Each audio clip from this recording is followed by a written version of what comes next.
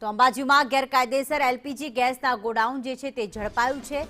રહેણાંક વિસ્તારમાં ચાલતા ગોડાઉન પર દરોડા પાડવામાં આવ્યા। મકાનની 2 ઓરડીઓમાંથી સિલિન્ડર્સ મળી આવ્યા છે। ગેસના ભરેલા અને ખાલી સિલિન્ડર્સનો જથ્થો જપ્ત કરવામાં આવ્યો છે।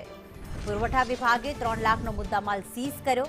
ગોડાઉન માલિક સામે કાયદેસરની કાર્યવાહી શરૂ કરવામાં આવી છે।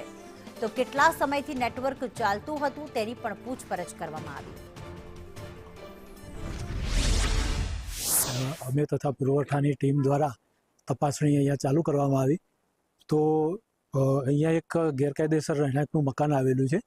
એમાં 2 ઓરડીઓ છે અને ઓરડીઓની અંદર 15 કિલોના 13 બોટલ ભરેલી હતી, તેમજ 5 કિલોની ખાલી બોટલો હતી, બીજી 21 કિલોની 1 બોટલ ભરેલી હતી, તેમજ ઓરડી નંબર 2માં 15 કિલોની ખાલી બોટલ હતી, 5 કિલોની ખાલી હતી અને 21 કિલોની 4 બોટલો ભરેલી હતી।